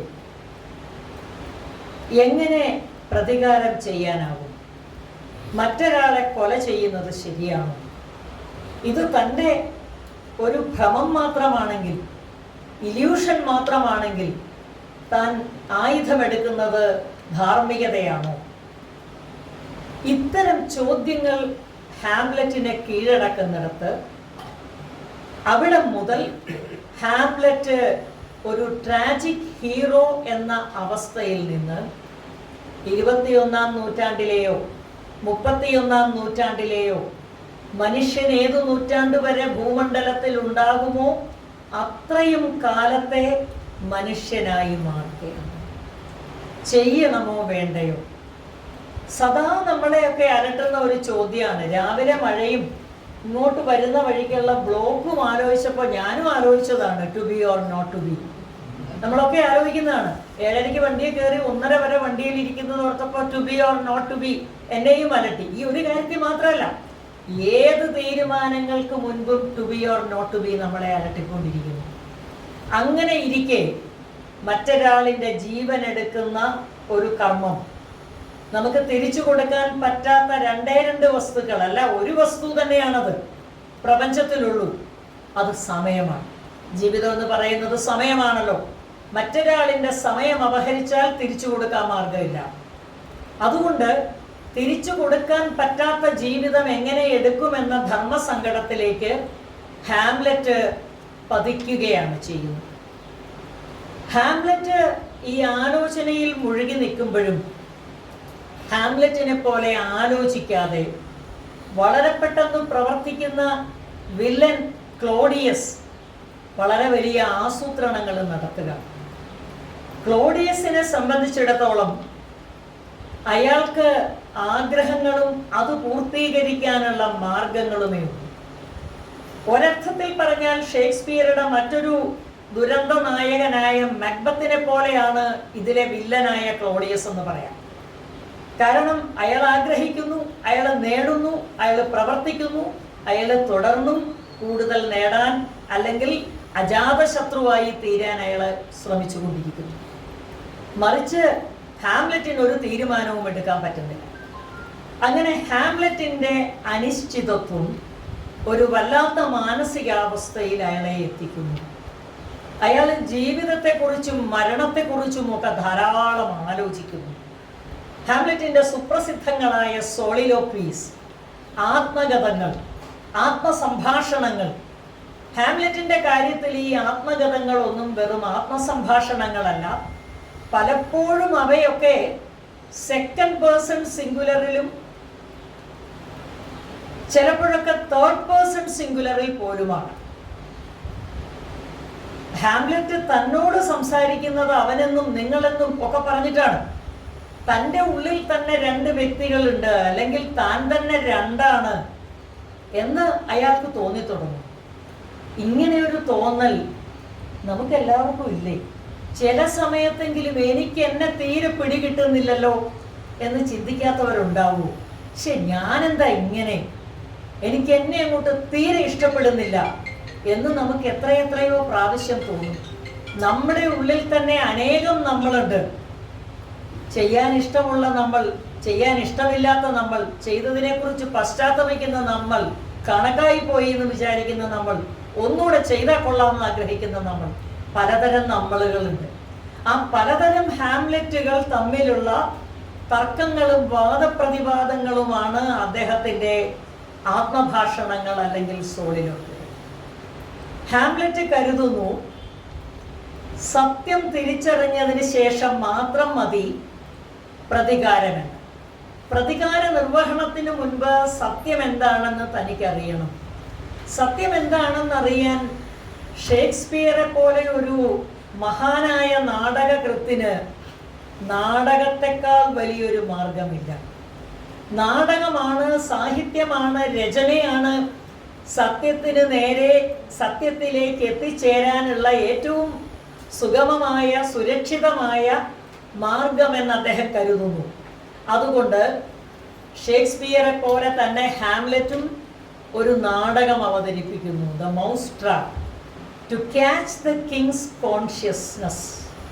രാജാവിൻ്റെ മനസാക്ഷിയെ പിടികൂടാൻ വേണ്ടി എലിക്കണി എന്നോണം ഒരു നാടകം അവതരിപ്പിക്കുകയാണ്. ഈ നാടകത്തിൽ കിങ് ഹാംലെറ്റിൻ്റെ കൊലപാതകത്തിന് സമാനമായ രംഗങ്ങളുണ്ട്. ഇത് കാണുമ്പോൾ ക്ലോഡിയസിന് ഞെട്ടലുണ്ടായാൽ ഉറപ്പ് ക്ലോഡിയസ് ഈ ദുഷ്കൃത്യം ചെയ്തിട്ടുണ്ട്. അതല്ല, ക്ലോഡിയസ് വെറുതെ ഇരുന്ന് കാണുകയാണെങ്കിൽ അദ്ദേഹം ചെയ്തിട്ടില്ല. ചുരുക്കി പറഞ്ഞാൽ അത്രയും പഴയ കാലത്ത് ആദ്യം ഒരു പോളിഗ്രാഫ് ടെസ്റ്റ്, നുണപരിശോധന നടത്തിയത് ഹാംലെറ്റ് ആണ് എന്ന് പറയാം. അങ്ങനെ ഒരു നുണപരിശോധന നടത്തുകയാണ് ഹാംലെറ്റ്. അവിടെ നുണപരിശോധനയിൽ ടു ക്യാച്ച് ദ കിങ് എന്നുള്ളത് ശരിയായി. He could catch the king, he caught the king. രാജാവിൻ്റെ മുഖത്തെ ഭാവവ്യത്യാസം, രാജാവിൻ്റെ ശരീരഭാഷയിലെ വ്യത്യാസം, ക്ലോഡിയസ് ആണ് കൊലപാതകി എന്ന് ഹാംലെറ്റിന് ബോധ്യമായി. പക്ഷേ അപ്പോഴും ഹാംലെറ്റിന് പ്രതികാരം ചെയ്യാൻ കഴിയുന്നില്ല. ഹാംലെറ്റിന് പ്രതികാരം ചെയ്യാൻ കഴിയാതെ ആലോചിച്ചും തീരുമാനിച്ചും തിരുത്തിയും ഇങ്ങനെ സമയം കടന്നു പോവുക. നമ്മളെയൊക്കെ പോലെ തന്നെ എത്രയോ വർഷങ്ങൾക്ക് മുൻപ് എന്തെല്ലാം തീരുമാനങ്ങൾ നമ്മൾ എടുത്തിട്ടുണ്ട്. സാധാരണ ജനുവരി മാസം 1-ാം തീയതിയാണ് തീരുമാന പെരുമഴ നമ്മുടെ ജീവിതത്തിൽ സംഭവിക്കുന്നത്. ഞാൻ ഏറ്റവും ഒടുക്കം ഇപ്രാവശ്യം തീരുമാനിച്ചത് ഡിസംബർ 31-ന് തീരുമാനിച്ചു, നാളെ ഒരു തീരുമാനവും എടുക്കില്ല എന്ന് തീരുമാനിച്ചു. പക്ഷേ അതും ഞാൻ ലംഘിച്ചു. പിറ്റേന്നൊരു തീരുമാനം എടുത്തു. എന്തോ തീരുമാനം എടുത്തു എന്ന് പറയുമ്പോൾ തന്നെ നിങ്ങൾക്കറിയാം ഞാനത് പിന്നീട് പാലിച്ചില്ല. അപ്പോൾ ഇത് എൻ്റെ മാത്രം കഥയാണെന്ന് എനിക്ക് തോന്നുന്നില്ല, അനേകം ആളുകൾ അങ്ങനെ ഉണ്ടാവും. അപ്പോൾ തീരുമാനങ്ങൾ എടുക്കുന്നത് പാലിക്കാൻ കഴിയാതെ നമ്മളിൽ ഒരാളായിട്ട് മാറുന്ന ഹാംലെറ്റിനെയാണ് തുടർന്നും നമ്മൾ കാണുന്നത്. ഹാംലെറ്റ് എന്തുകൊണ്ട് പ്രതികാരം ചെയ്യുന്നില്ല എന്നത് പിൽക്കാലത്ത് അനേകം ആളുകൾ അതിഗഹനമായ ചർച്ചകളിലൂടെ ഓർമ്മിച്ചിട്ടുള്ള കാര്യമാണ്. അതിൽ 1-2 പേരുടെ ആലോചനകൾ നമുക്ക് പങ്കുവയ്ക്കാൻ വളരെ പ്രധാനപ്പെട്ടവയാണ്. അതിലൊന്ന് സിഗ്മണ്ട് ഫ്രോയിഡിൻ്റേത്. ഫ്രോയിഡ് പറഞ്ഞത് ഹാംലെറ്റിൽ ഒരു ഈഡിപ്പസ് കോംപ്ലക്സ് ഉണ്ടായിരുന്നു എന്നാണ്. ഈഡിപ്പസ് കോംപ്ലക്സ് എന്താണെന്ന് നമുക്കറിയാം. ഈഡിപ്പസ് രാജാവ് ആളറിയാതെ അച്ഛനെ കൊല്ലുകയും അമ്മയെ ഭാര്യയാക്കുകയും ചെയ്ത ആളാണ് ഈഡിപ്പസ് രാജാവ്. ഈഡിപ്പൽ കോംപ്ലക്സ് എന്ന അവസ്ഥ ഹാംലെറ്റിൽ ഉണ്ടായിരുന്നു. അതുകൊണ്ടാണ് ഹാംലെറ്റിന് ക്ലോഡിയസിനെ കൊല്ലാൻ കഴിയാതെ വന്നത്. അതുകൊണ്ട് എന്തിനാ ക്ലോഡിയസിനെ കൊല്ലാൻ വിഷമമുണ്ടാകുന്നത്? അതിനുണ്ട് ഫ്രോയിഡിന് ഉത്തരം. ഹാംലെറ്റ് ക്ലോഡിയസിൽ കാണുന്നത് തൻ്റെ പ്രതീകത്തെയാണ്. താൻ തന്നെയാണ് ക്ലോഡിയസ്. അമ്മയോടുള്ള അടക്കി വെച്ച അഭിനിവേശം തനിക്ക് അടക്കി വെക്കാനേ കഴിഞ്ഞുള്ളൂ എങ്കിൽ ക്ലോഡിയസ് കുറച്ചുകൂടി തൻ്റേടിയായതുകൊണ്ട് അയാൾ വഴിയിൽ തടസ്സമായി നിന്ന കിങ് ഹാംലെറ്റിനെ കൊന്ന് രാജ്ഞിയെ ഭാര്യയാക്കി. അപ്പോൾ അമ്മയോടുള്ള അഭിലാഷം എന്നത് ആൺകുട്ടികളിൽ പലർക്കും ചെറുപ്രായത്തിൽ ഉണ്ടാകുന്ന ഒരവസ്ഥയാണെന്നും അതിൻ്റെ ഭാഗമായിട്ട് ഹാംലെറ്റ് അത്തരമൊരു മാനസികാവസ്ഥയിൽ കഴിയുന്നത് കൊണ്ട് ക്ലോഡിയസിന് തനിക്ക് ചെയ്യാൻ കഴിയാത്തത് ചെയ്തയാൾ, അല്ലെങ്കിൽ തൻ്റെ മനസ്സിലെ അമൂർത്തമായ ആഗ്രഹങ്ങളെ മൂർത്തമായി സാധിച്ചയാൾ എന്ന തരത്തിലുള്ള ഒരു മനോഭാവമായിരുന്നു. അതുകൊണ്ടാണ് ഹാംലെറ്റിന് ക്ലോഡിയസിനെ കൊല്ലാൻ പറ്റാതെ വന്നതെന്നാണ് ഫ്രോയിഡിൻ്റെ വാദം. ഫ്രോയിഡിൻ്റെ ഈ വാദം സാധൂകരിക്കാൻ പ്രത്യേകിച്ച് തെളിവുകളൊന്നും നാടകത്തിൽ എവിടെയില്ല. അമ്മയോട് അത്തരത്തിലുള്ള യാതൊരു നീക്കവും ഹാംലെറ്റ് കാണിക്കുന്നില്ല. പക്ഷേ ഹാംലെറ്റ് വല്ലാതെ ഊന്നിപ്പറയുന്ന ഒരു വിഷയമുണ്ട്. അത് അമ്മയുടെ സെക്ഷുവാലിറ്റിയെ കുറിച്ച്. അമ്മയോട് മകൻ സംസാരിക്കാൻ പാടില്ലാത്ത രീതിയിൽ ഒരു കിടക്കയിൽ നിന്ന് മറ്റൊരു കിടക്കയിലേക്ക് ഇത്ര വേഗം നിങ്ങൾ പോയല്ലോ എന്നൊക്കെ പറഞ്ഞിട്ട് കുറേ സംഭാഷണങ്ങളുണ്ട്. അപ്പോൾ അവരുടെ സെക്ഷൽ ലൈഫിനെ കുറിച്ച് ഹാംലെറ്റ് വളരെയേറെ വ്യാകുലനാണ്. He is obsessed with that. അതിന് മറ്റൊരു വാദമുഖം, ഫ്രോയിഡ് പറഞ്ഞതിൽ നിന്ന് ഭിന്നമായൊരു വാദമുഖം, ഏത് മകനും ഇത് പറയേണ്ടി വരില്ലേ? അച്ഛൻ കൊല ചെയ്യപ്പെട്ട് മരണപ്പെട്ട് വളരെ പെട്ടെന്ന് തന്നെ അയാളുടെ സഹോദരനെയോ മറ്റൊരു പുരുഷനെയോ വിവാഹം കഴിക്കുന്ന മധ്യവയസ്കയായ അമ്മയോട് ധാർമ്മിക രോഷം തോന്നി ഏത് മകനും ഇതൊക്കെ തന്നെ ആയിരിക്കില്ലേ പറയുക? നിങ്ങൾക്കിപ്പോൾ ഇതിനിത്ര ധൃതിയായോ എന്ന് ചോദിക്കുന്നത് സ്വാഭാവികമല്ലേ എന്നുള്ള മറുവാദവുമുണ്ട്. പക്ഷേ ഫ്രോയിഡിൻ്റെ വാദം ശരിയാണെങ്കിലും അല്ലെങ്കിലും ശരി, അതുകൊണ്ട് വലിയൊരു പ്രയോജനമുണ്ടായി സാഹിത്യത്തിൽ സൈക്കോ അനാലിറ്റിക്കൽ ലിറ്റററി ക്രിറ്റിസിസം എന്നൊരു ശാഖ അതോടെ ഉടലെടുത്തു. മനഃശാസ്ത്ര വിശകലനം, സാഹിത്യകൃതികളെ കുറിച്ചുള്ള മനഃശാസ്ത്ര വിശകലനം വളരെ സജീവമായി തീർന്നു. അതുകൊണ്ടാണ് നമ്മളിപ്പോൾ രാവിലെ ഫേസ്ബുക്ക് എടുത്താൽ കാണുന്നത് തുടരും സിനിമയിലെ ഡയറക്ടർ ബ്രില്യൻസ് മോഹൻലാൽ കൈലി എടുത്തുകൊണ്ട് നടക്കുമ്പോൾ തോർത്ത് അയയിലിടുന്നതും പിന്നെ തോർത്തെടുക്കുന്നതും എന്നൊക്കെ പറഞ്ഞിട്ട് ആളുകൾ ഇങ്ങനെ എന്താ നമ്മുടെ ഇപ്പോഴത്തെ ഭാഷ പറഞ്ഞാൽ തള്ളിക്കൊണ്ടിരിക്കുന്നത്.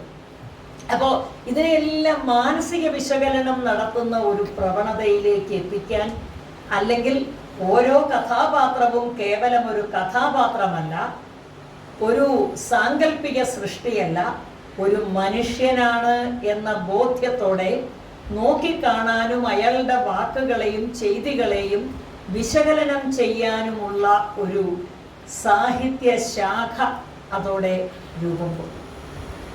ഇനി അങ്ങനെ തന്നെ ആവണമെന്നില്ല, അല്ലെങ്കിൽ ഇക്കാരണത്താൽ ആകണമെന്നില്ല ഹാംലെറ്റ് പ്രതികാരം ചെയ്യുന്നത്, വൈകിപ്പിക്കുന്നത് എന്ന വാദമുഖവും ശക്തമാണ്.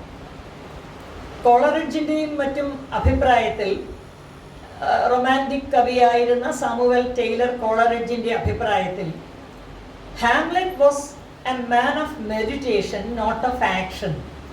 ഹാംലെറ്റ് ചിന്തിക്കുന്നവനാണ്, തിങ്കറാണ്, ഡൂവർ അല്ല. അങ്ങനെയാകാലോ മനുഷ്യർക്ക്. അപ്പോൾ കിങ് ഹാംലെറ്റിന് നിർഭാഗ്യവശാൽ ഡൂവറായ ഒരു മകനില്ലാതെ പോയി, പറഞ്ഞാൽ ഉടനെ കാര്യം നിവർത്തിക്കുന്ന ഒരു മകനില്ലാതെ പോയി. അങ്ങനെ പറയാതെ തന്നെ കാര്യം നിവർത്തിക്കുന്ന മക്കളുണ്ട്, പറഞ്ഞിട്ട് കാര്യം നിവർത്തിച്ച ഒരു മകനെ നമുക്ക് പരിചയമുണ്ട്, പരശുരാമൻ. പരശുരാമൻ എന്ന മകൻ, അദ്ദേഹത്തിൻ്റെ പിതാവായ ജമദഗ്നി മഹർഷി ഭാര്യയുടെ ചാരിത്ര്യ ശുദ്ധിയിൽ സംശയം തോന്നിയപ്പോൾ മകനോട് പറഞ്ഞു അമ്മയെ വെട്ടിക്കൊല്ലാൻ. രണ്ടാമതൊന്നും ആലോചിക്കാതെ പരശുരാമൻ തൻ്റെ പരശു ഉപയോഗിച്ച്, മഴു ഉപയോഗിച്ച് അമ്മയെ വെട്ടിക്കൊന്നു. അപ്പോൾ യാതൊന്നും ആലോചിക്കാത്ത ഒരു ഡൂവറാണ് പരശുരാമനെങ്കിൽ, ആലോചിച്ച് ജീവിക്കുന്ന എ മാൻ ഓഫ് മെഡിറ്റേഷനാണ് നമ്മുടെ ഹാംലെറ്റ്. അതുകൊണ്ടാണ് ഹാംലെറ്റിന് ചെയ്യാൻ കഴിയാത്തതെന്നും അതുകൊണ്ട് തന്നെ അദ്ദേഹം ഒരു ധീരനായകൻ എന്ന പരിവേഷത്തിന് അനുയോജ്യനല്ല എന്നും കരുതുന്നവരുണ്ട്. ഹാംലെറ്റ് നാടകത്തിലുടനീളം നടത്തുന്നത് ജീവിതത്തെക്കുറിച്ചുള്ള പരിചിന്തനങ്ങളാണ്. അദ്ദേഹം മനുഷ്യാവസ്ഥയെക്കുറിച്ച് പുകഴ്ത്തുന്നുണ്ട്. എത്ര ഉദാത്തമായ ഒരു സൃഷ്ടിയാണ് മനുഷ്യൻ, വാട്ട് എ നോബിൾ ക്രീച്ചർ എന്ന് പറയുന്നുണ്ട്. The Paragon of all animals, ഏറ്റവും മികച്ചത് എന്ന് മനുഷ്യാവസ്ഥയെക്കുറിച്ച് അദ്ദേഹം പുകഴ്ത്തുന്നുണ്ട്. ഇത് നവോത്ഥാന കാലഘട്ടത്തിലെ, റിനൈസൻസ് കാലഘട്ടത്തിലെ ഒരു പ്രവണതയാണ്. മനുഷ്യനെയും മനുഷ്യ ജീവിതത്തെയും അവൻ്റെ സൃഷ്ടികളെയും ഒക്കെ ആഘോഷിക്കുക എന്നത്. പക്ഷേ ഹാംലെറ്റിന്റെ കാര്യത്തിൽ അത് ഒടുവിൽ എത്തിച്ചേരുന്നത് all this too solid flesh would melt എന്ന തിരിച്ചറിവിലേക്കാണ്. ഇത്ര സിക്സ് പാക്ക് മസിൽസ് ഒക്കെയുള്ള ഈ ശരീരം, ഇത്ര ദൃഢമായ ഈ ശരീരം ഒടുവിൽ ദ്രവിച്ചു പോകും എന്നുള്ള സത്യത്തിലേക്കാണ്.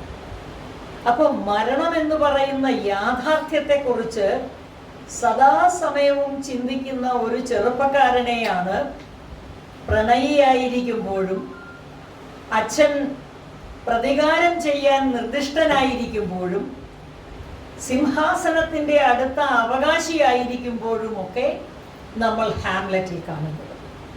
ചുരുക്കി പറഞ്ഞാൽ അസ്തിത്വവാദത്തിൻ്റെ തുടക്കം ഷേക്സ്പിയറുടെ ഹാംലെറ്റിലാണ് എന്ന് പറയാം.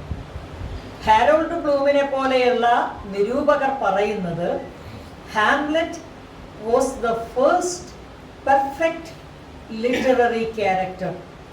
സാഹിത്യത്തിൽ ഇത്രയ്ക്ക് വൃത്തിയായിട്ട് ഒരു ക്യാരക്ടർ ആർക്ക് പൂർത്തിയാക്കപ്പെട്ട് കാണുന്ന ആദ്യ കഥാപാത്രം ഹാംലെറ്റ് ആണ്. എല്ലാ അർത്ഥത്തിലും പൂർണ്ണതയുള്ള ഒരു കഥാപാത്രം. ഒരു കഥാപാത്രം എങ്ങനെയാണ് പൂർണ്ണതയുള്ളതാകുന്നത്? അത് മനുഷ്യത്വത്തോട്, യാഥാർത്ഥ്യത്തോട് അത്രമേൽ ചേർന്ന് നിൽക്കുമ്പോഴാണ്. യാഥാർത്ഥ്യത്തോട് അത്രമേൽ ചേർന്ന് നിൽക്കുന്ന ഒരു കഥാപാത്രമായ ഹാംലെറ്റിനെ സദാ വിഷമിപ്പിക്കുന്നത് മരണം എന്ന് പറയുന്ന അനിശ്ചിതത്വമാണ്. മരണം ഒരു യാഥാർത്ഥ്യമായിരിക്കെ ഏത് ദൃഢമായ മസിലുകളും അലിഞ്ഞളിഞ്ഞു മണ്ണിൽ ചേരുമെന്നിരിക്കെ എന്തിനാണ് ഞാൻ ഈ കൊല ചെയ്ത് എല്ലാം താറുമാറാക്കുന്നത് എന്ന ആശങ്ക ഹാംലെറ്റിനുണ്ട്. ഹാംലെറ്റ് ഒരു ധീരനായകനല്ല എന്ന് അപഹസിക്കുന്ന ആളുകളോട് ചോദിക്കാനുള്ളൊരു ചോദ്യം, ഹാംലെറ്റിന്റെ ഭീതികൾ ഒടുക്കം സത്യമായില്ലേ? ഹാംലെറ്റ് ആശങ്കപ്പെട്ടത് തന്നെ സംഭവിക്കുന്നു. ഹാംലെറ്റ് പ്രതികാരം ചെയ്യാൻ ഒരുങ്ങിയാൽ എന്തു സംഭവിക്കും? Revenge creates ultimate destruction. സമ്പൂർണ്ണ വിനാശത്തിലേക്കായിരിക്കും പ്രതികാരം നമ്മെ കൊണ്ടെത്തിക്കുക. പാകിസ്ഥാൻ കയറി ആക്രമിച്ചിട്ടും നമ്മൾ പാകിസ്ഥാന്റെ ജനവാസ കേന്ദ്രങ്ങൾ ഒന്നും ആക്രമിക്കാൻ തയ്യാറായില്ല. നമ്മുടെ സാധാരണക്കാരായ പൗരന്മാരെയാണ് അവർ കൊന്നൊടുക്കിയതെങ്കിലും നമ്മളത് തിരിച്ചടിക്കാൻ തയ്യാറാകാത്തത് ഇതേ ബോധ്യത്താലാവണം. നമ്മുടെ സൈന്യത്തിന് ആ ബോധ്യം ഉണ്ടാവണം. കാരണം revenge leads to ultimate destruction. പൂർണ്ണ വിനാശമായിരിക്കും പ്രതികാരം ആരംഭിച്ചാൽ അതിൻ്റെ അവസാനം. വാളെടുക്കുന്നവൻ വാളാലെ എന്ന് ബൈബിളിൽ പറയുന്നതും അത് തന്നെയാണ്. അതുകൊണ്ട് ഹാംലെറ്റ് മടിച്ചു നിൽക്കുന്നത് അയാൾ തിരിച്ചറിവുള്ള, വിദ്യാസമ്പന്നനായ, വായനക്കാരനായ ഒരു ചെറുപ്പക്കാരനായതുകൊണ്ട് കൂടിയാണ്. പക്ഷെ ഇത് കേവലം മനുഷ്യ മനസ്സിനെ വിശകലനം ചെയ്യുന്നതോ പ്രതികാരത്തെക്കുറിച്ചുള്ള കാഴ്ചപ്പാടുകൾ അവതരിപ്പിക്കുന്നതോ ആയ ഒരു നാടകമല്ല. ഇതിന് മറ്റു ചില തലങ്ങൾ കൂടിയുണ്ട്. ഡെൻമാർക്കിനെ കുറിച്ച് മാർസലസ് എന്ന ഗാർഡ് പറയുന്നത് something is rotten in the state of Denmark. Denmark എന്ന രാജ്യത്ത് എന്തോ ചീഞ്ഞളിഞ്ഞഴുകിയിരിക്കുന്നു. ഈ ചീഞ്ഞളിഞ്ഞഴുകിയ പൊളിറ്റിക്കൽ സിറ്റുവേഷനെ കുറിച്ചിട്ടുള്ള ഒരു നാടകം കൂടിയാണ്. ഡെൻമാർക്ക് എല്ലാ അർത്ഥത്തിലും കറപ്റ്റായ, അഴിമതിയിൽ മുങ്ങിത്താഴ്ന്ന ഒരു രാജ്യമായിരിക്കും. കിങ് ഹാംലെറ്റിനെ കൊന്നത്, ക്ലോഡിയസ് കൊന്നത് സാധാരണ അക്കാലത്തെ ഒരു കൊലപാതകി ചെയ്യാനിടയുള്ളത് എങ്ങനെയാണ്? മാക്ബത്ത് എങ്ങനെയാണ് കിങ് ഡങ്കനെ കൊല്ലുന്നത്? അല്ലെങ്കിൽ മറ്റധികം ആളുകളും എങ്ങനെയാണ് കൊല്ലുന്നത്? നേർക്ക് നേർ നിന്ന്, ഇനി ഒളിഞ്ഞിരുന്നാണെങ്കിലും കഠാര നെഞ്ചിൽ കുത്തിത്താഴ്ത്തി. ഒതല്ലോ ഭാര്യയെ കൊല്ലുന്നത് പോലും കഴുത്ത് ഞെരിച്ച് ശ്വാസം മുട്ടിച്ചാണ്. പക്ഷെ ക്ലോഡിയസ് രാജാവിനെ കൊല്ലുന്നത് ഏതോ പച്ചില മരുന്ന് കൊണ്ട് വിഷമരുന്നുണ്ടാക്കി അത് ചെവിക്കുള്ളിൽ ഒഴിച്ചു കൊടുത്ത് അയാളുടെ രക്തമുറഞ്ഞ് തൈര് പോലെയായി ദേഹമാസകലം പൊട്ടി ഒഴുകി. ലെപ്രസ് എന്നാണ് ക്ലോഡിയസിന്റെ പ്രേതം പറയുന്നത്. ക്ഷമിക്കണം, കിങ് ഹാംലെറ്റിന്റെ പ്രേതം പറയുന്നത്. കുഷ്ഠരോഗം പിടിച്ചാൽ എന്ന വണ്ണം ശരീരം അംഗഭംഗമായി ആണ് അദ്ദേഹം മരിക്കുന്നത്. അപ്പോൾ അത് ഒരു വലിയ സൂചനയാണ്. രാജാവ് എന്ന് പറയുന്നത് ഒരു പരിധിവരെ രാജ്യത്തിന്റെ തന്നെ പ്രതീകമാണ്. നമുക്കറിയാം, ആ രാജാവിന്റെ ശരീരം രോഗാതുരമാക്കുന്നത്, രാജാവിന്റെ ചെവികളിലേക്ക് വിഷമൊഴിച്ചു കൊടുത്ത് അദ്ദേഹത്തിന്റെ രക്തത്തെ മലിനമാക്കുന്നത്, വിഷലിപ്തമാക്കുന്നത് രാജ്യശരീരത്തോട് ചെയ്യുന്ന ഇതേ പ്രവൃത്തി തന്നെയാണ്. രാജ്യം ഉറങ്ങിക്കിടന്ന സമയത്ത്, രാജ്യം ശാന്തമായി ഉറങ്ങുമ്പോഴാണ് ആ രാജ്യത്തിൻ്റെ കാതുകളിലേക്ക് വിഷം ഒഴിക്കുന്നത്. കാതുകളിലൂടെ കേട്ടാണ് രാജാവ് കാര്യങ്ങൾ മനസ്സിലാക്കുന്നത്. അത് പ്രത്യേകം ശ്രദ്ധേയമാണ്. രാജാവെല്ലാം കണ്ടിട്ടല്ല പറയുന്നത്. രാജാവ് എങ്ങനെയാണ് കാര്യങ്ങൾ നടപ്പിലാക്കുന്നത്? കേട്ടിട്ടാണ്. രാജദൂതന്മാർ, ചാരന്മാർ, അവർ രാജ്യത്ത് എല്ലായിടത്തും നടക്കും, വേഷം മാറിയും മാറാതെയും ഒക്കെ. അപ്പോൾ ജനങ്ങളുടെ സംഭാഷണങ്ങൾ അവർ കേൾക്കാനിടയാകും. അങ്ങനെ കേൾക്കുന്ന സംഭാഷണങ്ങൾ വന്ന് പറയും. രാമൻ സീതയെ ഉപേക്ഷിക്കാൻ കാരണവും ഇത്തരമുള്ള കേട്ടുകേൾവിയാണ്. അലക്കുകാരൻ ഭാര്യയോട് വഴക്കുണ്ടാക്കുമ്പോൾ പറയുന്നു, നീ മോശമായിട്ട് നടന്നാൽ വല്ലവരുടെയും കൊച്ചുങ്ങളെ വളർത്താൻ ഞാൻ അയോധ്യയിലെ രാജാവ് രാമനൊന്നുമല്ല, ഞാൻ തുണി അലക്കി ജീവിക്കുന്ന അന്തസ്സുള്ള ഒരുത്തനാണ് എന്നാണ്. ഈ കേൾവിയാണ് ദൂതന്മാർ ചെന്ന് രാമനോട് പറയുന്നത്. അപ്പോൾ രാജാവിൻ്റെ കാതുകൾ എന്ന് പറയുന്നത് രാജ്യഭരണത്തിൻ്റെ, രാജ്യത്തിൻ്റെ നടത്തിപ്പിൻ്റെ, രാജ്യത്തിൻ്റെ ദൈനംദിന ജീവിതത്തിൻ്റെ, രാജ്യത്തിൻ്റെ മുന്നോട്ടു പോക്കിൻ്റെ പ്രതീകമാണ്. കാതുകളിലേക്കാണ് വിഷമൊഴിക്കുന്നത്. അങ്ങനെ രാജശരീരം അല്ലെങ്കിൽ രാജ്യശരീരമാകെ വിഷലിപ്തമായി കുഷ്ഠരോഗം പിടിച്ചതുപോലെ വികൃതമായി തീരുന്നു. തുടർന്ന് ഡെൻമാർക്കിൽ സംഭവിക്കുന്നതെല്ലാം അതിൻ്റെ തുടർച്ചയെന്നോണം അല്ലെങ്കിൽ അതിനോട് ചേർന്ന് പോകുന്ന വണ്ണമുള്ള കാര്യങ്ങൾ തന്നെയാണ്. ഡെൻമാർക്ക് വളരെ പെട്ടെന്ന് ഒരു സ്റ്റേറ്റ് ഓഫ് സർവീലൻസ് ആകുന്നു, ഒരു സർവീലൻസ് സ്റ്റേറ്റ് ആയിട്ട് മാറും. ഒളിഞ്ഞു നടക്കുന്നവർ, ചാരന്മാർ, റോസൻക്രാസ് ഗിൽഡൻസ്റ്റേഡ് ഇങ്ങനെയുള്ള ചാരന്മാർ നടക്കുന്നു. പൊളോണിയസ് എന്ന ഒഫീലിയയുടെ പിതാവ് ഒളിഞ്ഞു നിന്ന് കേൾക്കുന്നു, ലയർട്ടിസ് ഒളിഞ്ഞു നിൽക്കുന്നു. ഇങ്ങനെ ആളുകൾ മുഴുവൻ ഒളിച്ചു നിന്ന് മറ്റുള്ളവരെ നിരീക്ഷിക്കുകയും മറ്റുള്ളവരെന്ത് ചെയ്യുന്നു എന്ന അവരുടെ സ്വകാര്യതയിലേക്ക് കടന്നു കയറുകയും ആർക്കും ആരെയും വിശ്വാസമില്ലാത്ത സാഹചര്യം ഉളവാകുകയും ചെയ്യുന്നു ഡെൻമാർക്കിൽ. ഡെൻമാർക്കിൽ ആരും സ്വതന്ത്രരല്ലാതാകുന്നു.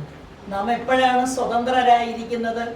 നമുക്ക് നമ്മുടെ അഭിപ്രായം സധൈര്യം പറയാൻ സാധിക്കുകയും അഭിപ്രായം പറഞ്ഞതിൻ്റെ പേരിൽ നമ്മൾ ജഡ്ജ് ചെയ്യപ്പെടാതിരിക്കുകയും നമ്മുടെ പ്രവൃത്തികൾ സ്വച്ഛമായിരിക്കുകയും സ്വച്ഛമായ പ്രവൃത്തികൾ തടസ്സപ്പെടുത്താൻ ആരും ഉണ്ടാവാതിരിക്കുകയും ചെയ്യുമ്പോഴാണ് നമ്മൾ സ്വതന്ത്രരാകുന്നത്.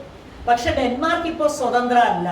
കാരണം ഡെൻമാർക്കിൽ ഒളിഞ്ഞു കേൾക്കുന്നവരും ചാരന്മാരും നിരീക്ഷിക്കുന്നവരും ക്യാമറ കണ്ണുകളാണ് ഡെൻമാർക്കിൽ നിറയെ.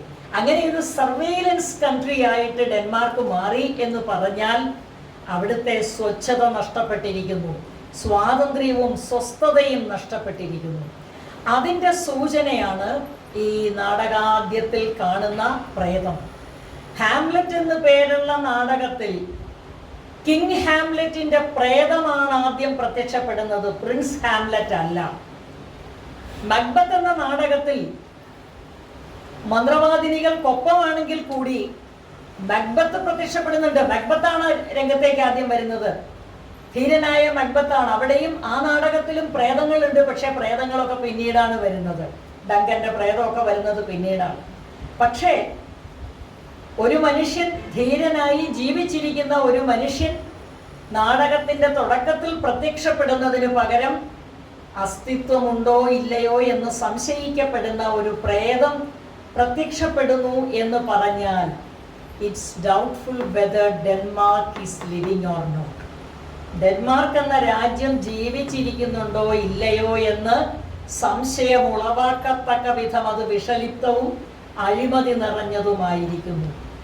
2, രാജാവിൻ്റെ ഭാര്യ, അത് രാജ്യത്തെ ജനങ്ങൾ അമ്മയെപ്പോലെ കാണുന്ന ഒരു വ്യക്തിയാണ്. ആ വ്യക്തിക്ക് എന്ത് സംഭവിച്ചിരിക്കുന്നു? അവര് വളരെ നിഗൂഢതയിലാണ് നിൽക്കുന്നത്. She is കോംപ്ലിസിറ്റ്, she is ambiguous.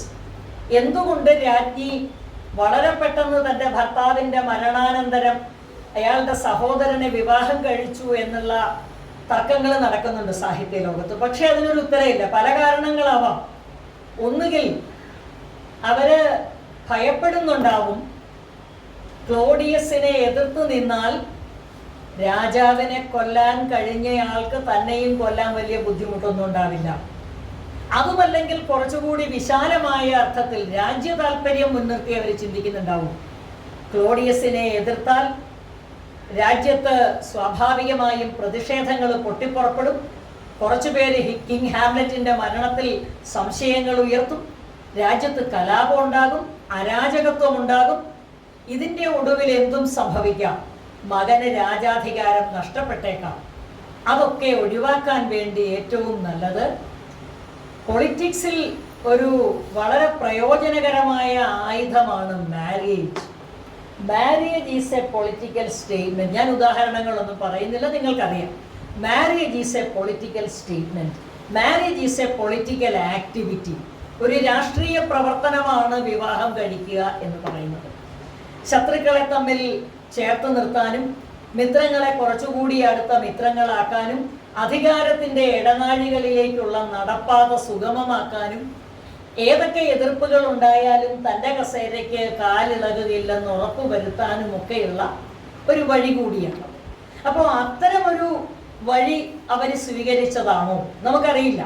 അതോ അവർക്ക് അതിനു മുൻപ് തന്നെ something is rotten in the state of Denmark എന്ന് പറയുമ്പോൾ രാജപത്നിക്ക് മറ്റൊരാളോട് ഇത്തരത്തിലുള്ള നിയമവിഹിതമല്ലാത്തൊരു ബന്ധമുണ്ടായിരുന്നു. ഇവിടെ നമ്മുടെ അധ്യക്ഷ സൂചിപ്പിച്ചതുപോലെ ചില മിത്തുകൾ ചെമ്മീനിൽ പെണ്ണിന്റെ ചാരിത്ര്യ ശുദ്ധിയാണ് ഭർത്താവിന്റെ ജീവൻ നിലനിർത്തുന്നതെന്ന വിശ്വാസം പോലെ രാജ്ഞിക്ക് ഭർത്താവ് മരിക്കും മുൻപ് തന്നെ ക്ലോഡിയസിനോട് ഇത്തരം ഒരു ബന്ധമുണ്ടായിരുന്നു. അതാണോ ഡെൻമാർക്കിന്റെ ശരീരത്തിൽ കയറിയ ആദ്യത്തെ വിഷം? നമുക്കറിയില്ല. എന്തായാലും അവര് ഒരു അനിശ്ചിതത്വത്തിന്റെ മറയിൽ നിൽക്കുന്ന കഥാപാത്രമായിരിക്കുന്നു. അവര് മാത്രമല്ല, സ്ത്രീ കഥാപാത്രങ്ങളെ രണ്ടുപേരും, മുഖ്യമായ 2 സ്ത്രീ കഥാപാത്രങ്ങളാണുള്ളത്. ഹാംലെറ്റിന്റെ പ്രണയിനിയായ ഒഫീലിയയും അതുപോലെ രാജ്ഞിയും, ഹാംലെറ്റിന്റെ അമ്മയും. ഇവര് രണ്ടുപേരും വാസ്തവത്തിൽ ഒബ്ജക്റ്റിഫൈഡ് ആണ്, വസ്തുക്കളാണ് ഇവർ. ഷേക്സ്പിയർ നാടകങ്ങളിൽ പലയിടത്തും സ്ത്രീകൾ വളരെ ശക്തരാണ്. മക്ബത്ത് ഇതിന് സമാനമായ മറ്റൊരു വിശാല മാനങ്ങളുള്ള നാടകം എന്ന നിലയ്ക്ക് മക്ബത്ത് പഠിക്കുമ്പോൾ നമുക്ക് മനസ്സിലാകും അതിലെ കഥാപാത്രം ലേഡി മാക്ബത്ത് ഒരുപക്ഷെ മക്ബത്തിനേക്കാൾ കരുത്തുള്ള കഥാപാത്രമാണ്. മക്ബത്തിന്റെ ധീരത യുദ്ധരംഗങ്ങളിലാണെങ്കിൽ ലേഡി മാക്ബത്ത് ജീവിതത്തിൽ ഉടനീളം ധീരത പുലർത്തുന്നുണ്ട്. അവസാന ഘട്ടങ്ങളിലാണ് അവരുടെ കയ്യിൽ നിന്നെല്ലാം വഴുതി പോകുന്നത്. പക്ഷേ ഗെർട്രൂഡും ഒഫീലിയയും വെറും ഒബ്ജക്ട്സ് മാത്രമാണ്, വസ്തുക്കൾ മാത്രമാണ്. അവര് നിലവിലുള്ള പിതൃത്വ അധികാര വ്യവസ്ഥയുടെ കീഴിൽ ഞെരിഞ്ഞമരുന്നവരാണ്. അവർ നിശബ്ദരാക്കപ്പെടുന്നവരാണ്. ഒഫീലിയയുടേത് മരണമാണോ ആത്മഹത്യയാണോ നമുക്കൊന്നും അറിയില്ല. സ്വാഭാവികമായി ഒഫീലിയയ്ക്ക് മാനസികമായ വെല്ലുവിളി നേരിടുന്നു. അവര് മനോരോഗ ബാധിതയെ പോലെയായി തീരുന്നു. നമ്മുടെ ഈ നാടകത്തിൽ നമ്മുടെ ഈ നാടകത്തിൽ 2 പേർക്ക് മാനസിക രോഗം നേരിടുന്നതായിട്ട് കാണിക്കുന്നുണ്ട്. ഒന്ന് ഹാംലെറ്റും മറ്റത് ഒഫീലിയയും. പക്ഷെ ഹാംലെറ്റിന്റെ മാനസിക രോഗം അല്ലെങ്കിൽ ഭ്രാന്ത്, even if it is madness, there is mothered in it. ഇതത്ര ഭ്രാന്താണെന്ന് തോന്നുന്നില്ല. ഇതിത്തിരി അഭിനയിക്കുന്ന ഭ്രാന്താണ്. ഇനി ഭ്രാന്താണെങ്കിൽ തന്നെ അതിനകത്ത് ചില കാര്യങ്ങളുണ്ട് എന്ന് പൊളോണിയസിനെ പോലെ ഒരു കൗശല ബുദ്ധിക്കാരന് നിരീക്ഷിക്കാൻ പോകുന്നതാണ്. ഹാംലെറ്റ് ഭ്രാന്ത് നടിക്കുന്നു. എന്തിനു വേണ്ടിയാണെന്ന് ഹാംലെറ്റ് തന്നെ പറയുന്നുണ്ട്. കൂട്ടുകാരായ ആത്മമിത്രമായ ഹൊറേഷ്യോയോടും മാർസലസിനോടും പറയുന്നുണ്ട്, ഇനി മുതൽ ഞാൻ വിത്ത് ആൻ ആൻറ്റിക് ഡിസ്പോസിഷൻ, ഒരു വിചിത്രമായ മനോഭാവത്തോടെ ആയിരിക്കും ഞാൻ പെരുമാറുന്നത്. എന്താ കാരണം? നമുക്ക് ഭ്രാന്തില്ലാത്തപ്പോൾ ചെയ്യാൻ പറ്റാത്ത ഭ്രാന്ത് ഇല്ലാത്തപ്പോൾ ചെയ്യാൻ സാധ്യമല്ലാത്ത പലതും ഭ്രാന്തുള്ളപ്പോൾ ചെയ്യാം. ഭ്രാന്തില്ലാത്തപ്പോൾ തുറന്നു പറയാൻ കഴിയാത്ത പല സത്യങ്ങളും ഭ്രാന്തുണ്ടെങ്കിൽ തുറന്നു പറയാം. വലിയ സൗകര്യമാണ് ഭ്രാന്ത്. സത്യങ്ങൾ വിളിച്ചു പറയാൻ പോന്ന വലിയ സൗകര്യമാണ് ഭ്രാന്ത് എന്നുള്ളത് കൊണ്ടാണ് അദ്ദേഹം ഒരു ആൻറ്റിക് ഡിസ്പൊസിഷൻ സ്വീകരിച്ച് ഭ്രാന്ത് അഭിനയിക്കുന്നത്. എല്ലാവരും അദ്ദേഹത്തിന് ഭ്രാന്താണെന്ന് വിശ്വസിക്കുന്നെങ്കിലും കൗശലക്കാരനായ പൊളോണിയസ്, ഒഫീലിയയുടെ പിതാവ്, അത് വിശ്വസിക്കുന്നില്ല. ഒഫീലിയയുടെ പിതാവ് പൊളോണിയസുമായിട്ടുള്ള ഒരു സംഭാഷണം വളരെ രസകരമാണ്. ഹാംലെറ്റ് എന്തോ വായിച്ചുകൊണ്ടിരിക്കുകയാണ്. My lord, what are you doing? I am reading. What do you read എന്ന് ചോദിക്കുമ്പോൾ ഹാംലെറ്റിൻ്റെ മറുപടി വേർഡ്സ് വേർഡ്സ് വേർഡ്സ് എന്നാണ്. വളരെ രസകരമായ ശ്രദ്ധേയമായ ഒരു മറുപടിയാണ്. വാക്കുകൾ വാക്കുകൾ വാക്കുകളാണ് ഞാൻ വായിക്കുന്നത്. ഒരേ സമയത്ത് അദ്ദേഹം വാക്കുകളുടെ മഹത്വവും വാക്കുകളുടെ ശൂന്യതയും അവതരിപ്പിക്കുകയാണ്. വാക്കുകളിലൂടെ കെട്ടിപ്പടുത്തതാണ് ഏത് വിശ്വമഹാകാവ്യവും. ഏത് മഹാസാഹിത്യകൃതിയും വാക്കുകളിൽ നിന്ന് ആരംഭിച്ച് വാക്കുകൾ കൊണ്ട് കെട്ടിപ്പടുത്തുയർത്തുന്നതാണ്. അതേസമയം വാക്കുകൾ വളരെ നിസ്സാരമാണ്. വാക്കുകൾക്കൊന്നും ചെയ്യാനാവില്ല. കോളറിഡ്ജ് പറഞ്ഞതുപോലെ he is a man of meditation not action എന്നുള്ളത് തെളിയിക്കുകയാണ്. അദ്ദേഹത്തിൻ്റെ കൈവശം വാക്കുകൾ മാത്രമേ ഉള്ളൂ. വാക്കുകൾക്കപ്പുറം അദ്ദേഹത്തിന് ഒന്നും ചെയ്യാൻ പറ്റില്ല. സംസാരിക്കുക, നടക്കുക, അതിനപ്പുറം ഹാംലെറ്റ് ഒന്നും ചെയ്യുന്നില്ല. ഒരു വശത്ത് മനുഷ്യ സൃഷ്ടമായ ഭാഷകളുടെ മഹത്വം, എഴുത്തിൻ്റെ മഹത്വം, സാഹിത്യത്തിൻ്റെയും പദങ്ങളുടെയും മഹത്വം അദ്ദേഹം ഉയർത്തി വാനോളം എത്തിക്കുമ്പോൾ മറുവശത്ത് ഇതൊക്കെ നിസ്സാരമാണെന്ന് അദ്ദേഹം പറയുന്നു. ഈ ഒരു പാരഡോക്സ് ആണ്, ഈ ഒരു ഡ്യുവാലിറ്റി, ദ്വന്ദ്വാവസ്ഥയാണ് ഹാംലെറ്റിനെ അതിമനോഹരമായ ഒരു കഥാപാത്ര ചിത്രീകരണം എന്ന നിലയ്ക്ക് നമുക്ക് എടുത്തു കാണിക്കാൻ പറ്റുന്നത്. ഒരു വശത്ത് O man what a noble creature, മനുഷ്യനെ പോലെ ഉദാത്തമായി മറ്റെന്തുണ്ടെന്ന് പറയുന്നു. മറുവശത്ത് ഈ മാംസം അഴുകിപ്പോകാനുള്ളതാണല്ലോ എന്ന് പറയുന്നു. ഒരേ വാക്കിൽ തന്നെ വാക്കുകളുടെ മഹത്വത്തെക്കുറിച്ചും വാക്കുകളുടെ ശൂന്യതയെക്കുറിച്ചും പറയുന്നു. പൊളോണിയസ് എവിടെ, പൊളോണിയസിന്റെ മരണശേഷം പൊളോണിയസ് എവിടെ എന്ന് ഹാംലെറ്റിനോട് ചോദിക്കുന്നുണ്ട്. ഹാംലെറ്റ് വെർ ഈസ് പൊളോണിയസ് എന്ന് ചോദിക്കുന്നു. ഹാംലെറ്റിന്റെ മറുപടി അറ്റ് സപ്പർ എന്നാണ്, അത്താഴ വിരുന്നിലാണ് എന്ന് ചോദിക്കുന്നു. ക്ലോഡിയസിന് വിശ്വാസം വരുന്നില്ല. സപ്പറിലാണോ എന്ന് ക്ലോഡിയസ് സംശയത്തോടെ ചോദിക്കുമ്പം not he is eating but he is eaten by the worms. ഇയാള് അത്താഴം കഴിക്കുകയല്ല, പുഴുക്കൾ അയാളെ അത്താഴമാക്കിക്കൊണ്ടിരിക്കുകയാണ്. പുഴുക്കൾ അയാളുടെ ശരീരത്തെ അത്താഴമാക്കിക്കൊണ്ടിരിക്കുന്നു, അത്രയേ ഉള്ളൂ. ഏത് മനുഷ്യ ശരീരവും പുഴുക്കൾക്ക് അത്താഴമാകാൻ പാകമായതാണ്. ഇങ്ങനെ മനുഷ്യ ജീവിതത്തിൻ്റെ രണ്ടവസ്ഥകളെ കുറിച്ച് അതിമനോഹരമായി ചിന്തിച്ചുകൊണ്ട് പറഞ്ഞുകൊണ്ട് ഹാംലെറ്റ് മുന്നോട്ട് നീങ്ങുന്നു. അങ്ങനെ നാടകം മൗസ്ട്രാപ്പ് എന്ന നാടകത്തിലൂടെ ക്ലോഡിയസ് ആണ് കുറ്റവാളി എന്ന് കണ്ടുപിടിക്കുന്നു. പക്ഷെ ചിന്തിച്ചും ആലോചിച്ചും സമയം വല്ലാതെ വൈകിച്ച ഹാംലെറ്റിന്റെ കയ്യിൽ നിന്ന് കാര്യങ്ങൾ വഴുതിപ്പോകുന്നു. നാടകാന്തത്തിൽ, ഞാനതിൻ്റെ ക്രമാനുഗതമായ കഥ പറയാത്തത്, ഈ പുതിയ വാക്കാണല്ലോ, പുതിയതല്ലെങ്കിലും പുതുതായി പ്രചാരത്തിൽ വന്നതാണ് സ്പോയിലർ അലർട്ട്. അപ്പോൾ ഞാൻ മുഴുവൻ പറഞ്ഞാൽ അത് സ്പോയിലർ അലർട്ട് ആകും. ഹാംലെറ്റ് വായിക്കാത്ത ആരെങ്കിലും ഇക്കൂട്ടത്തിലുണ്ടെങ്കിൽ, ഒരുപക്ഷെ എല്ലാവരും വായിച്ചിരിക്കും, ആരെങ്കിലും ഉണ്ടെങ്കിൽ അവർക്ക് വായിക്കാതിരിക്കാൻ എൻ്റെ കഥ പറച്ചിൽ കാരണമാകണ്ടെന്ന് വെച്ചിട്ടാണ്. അതുകൊണ്ടാണ് ഞാൻ പദാനുപദം കഥ പറയാത്ത, ആക്ട് ബൈ ആക്ട് പറയാത്തത്. 5-ാം അധ്യായത്തിൻ്റെ അവസാനം എല്ലാവരും കൊല ചെയ്യപ്പെടുന്നു. ഹാംലെറ്റിന്റെ കുടുംബത്തിന്റെ പഴയ ഒരു എതിരാളി പ്രിൻസ് ഫോർട്ടിൻബ്രാസ് ഓഫ് നോർവേ, നോർവേയിലെ രാജാവിനെ കിങ് ഹാംലെറ്റ് ഒരു ദ്വന്ദ്വയുദ്ധത്തിൽ കൊന്നതായിരുന്നു. അതിന് പകരം വീട്ടാൻ ഫോർട്ടിൻബ്രാസ് എന്ന രാജകുമാരൻ തിരിച്ചെത്തുകയാണ്. അയാളുടെ മുമ്പിൽ ഡെൻമാർക്ക് വിശാലമായി അനാഥമായി കിടക്കുകയാണ്. അങ്ങനെ ഫോർട്ടിൻബ്രാസ് അധികാരം ഏറ്റെടുക്കുന്നു. ഫോർട്ടിൻബ്രാസിന്റെ പ്രതികാരവും ഹാംലെറ്റിന്റെ പ്രതികാരവും തമ്മിലുള്ള വ്യത്യാസം, ഒരു കോൺട്രാസ്റ്റ് മനോഹരമായിട്ട് വരച്ചിട്ടിട്ടുണ്ട്. ഫോർട്ടിൻബ്രാസ് ഒരുപാട് ആലോചിക്കുന്നൊന്നുമില്ല. എൻ്റെ അച്ഛനെ കൊന്നതാണ് കിങ് ഹാംലെറ്റ്, അയാളുടെ രാജ്യം ഇപ്പോൾ എനിക്ക് പിടിച്ചെടുക്കാൻ പറ്റും, ഞാനത് ചെയ്യുന്നു, അത്രയേ ഉള്ളൂ, കൂടുതൽ ആലോചിക്കാനൊന്നുമില്ല.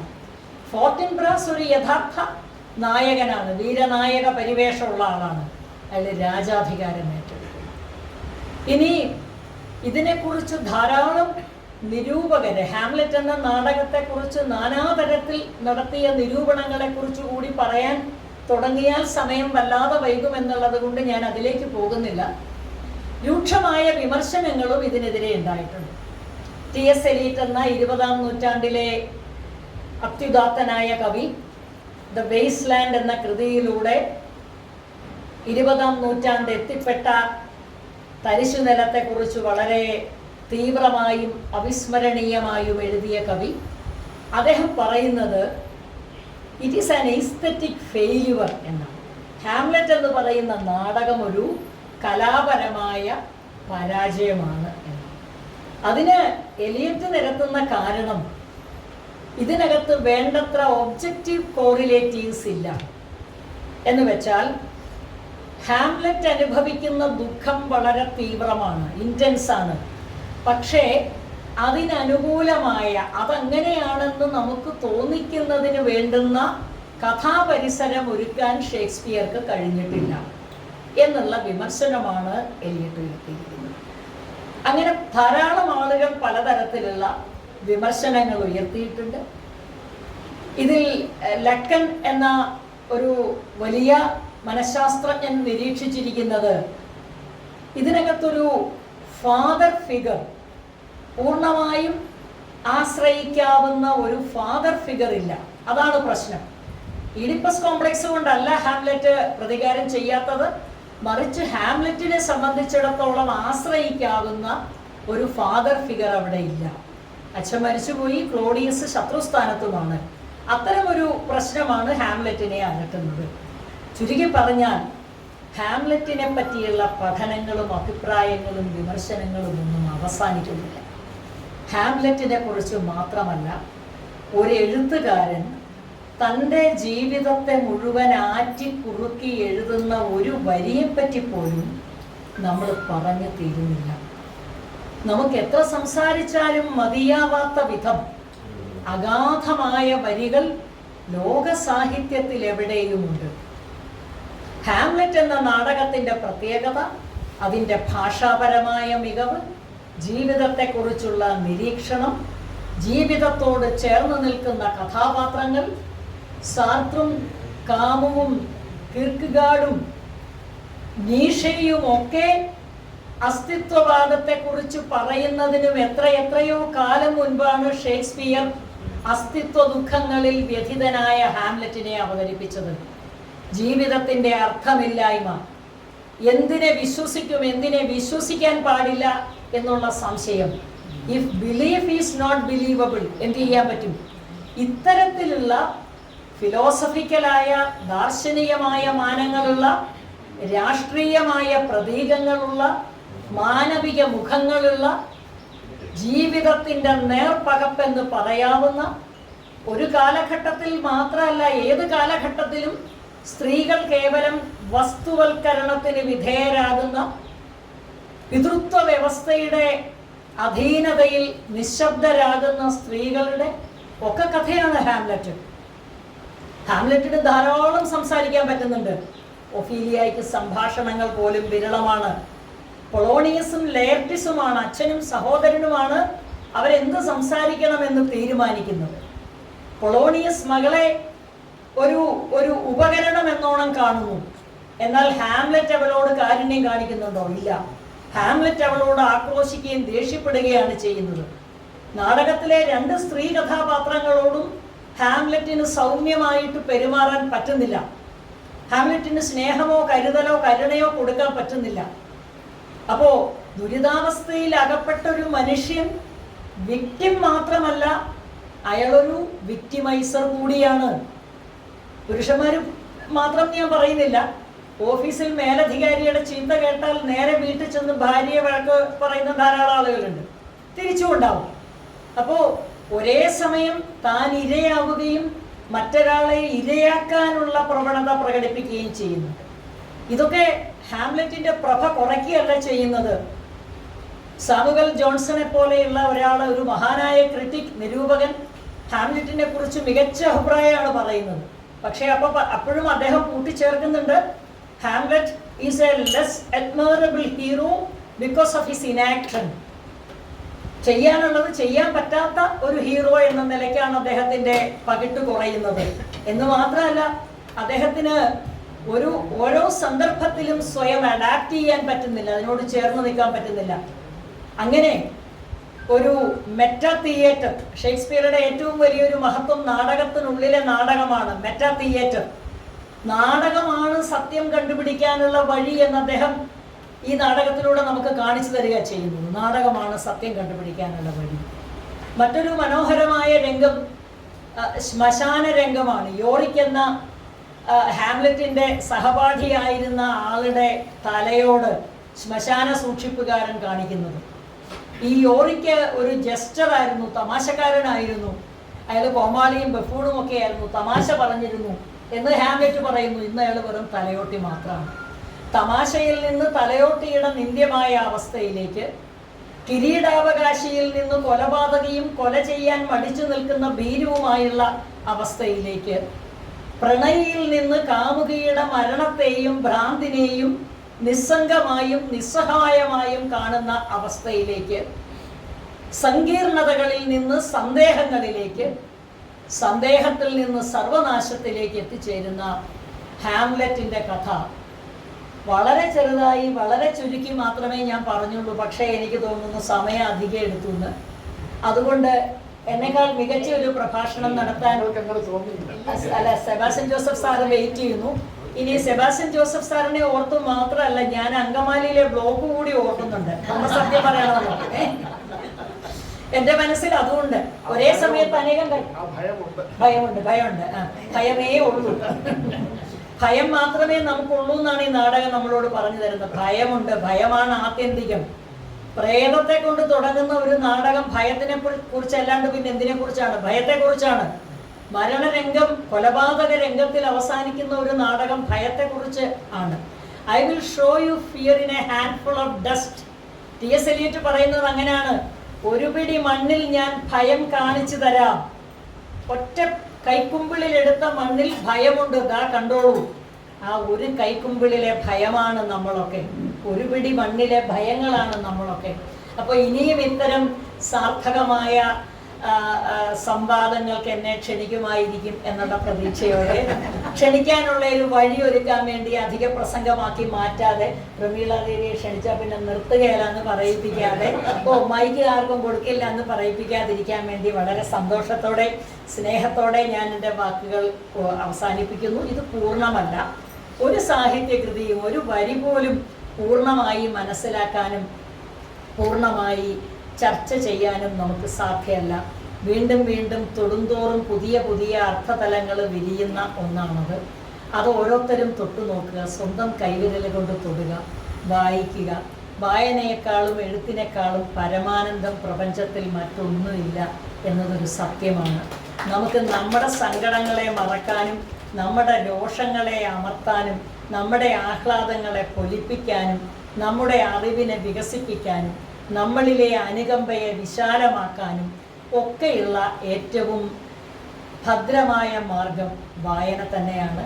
വായനയ്ക്ക് വേണ്ടി ഒഴിഞ്ഞു വെച്ച ഈ മഹത്തായ സംരംഭത്തിന്, ഇതിൻ്റെ ഭാരവാഹികൾക്ക്, ഇതിനു വേണ്ടി ജീവിതത്തിലെ സമയവും പണവും ഊർജവും ഒക്കെ ചെലവഴിക്കുന്ന പ്രിയപ്പെട്ട ഉണ്ണികൃഷ്ണനും കൂട്ടുകാർക്കും ഒക്കെ എൻ്റെ സ്നേഹം.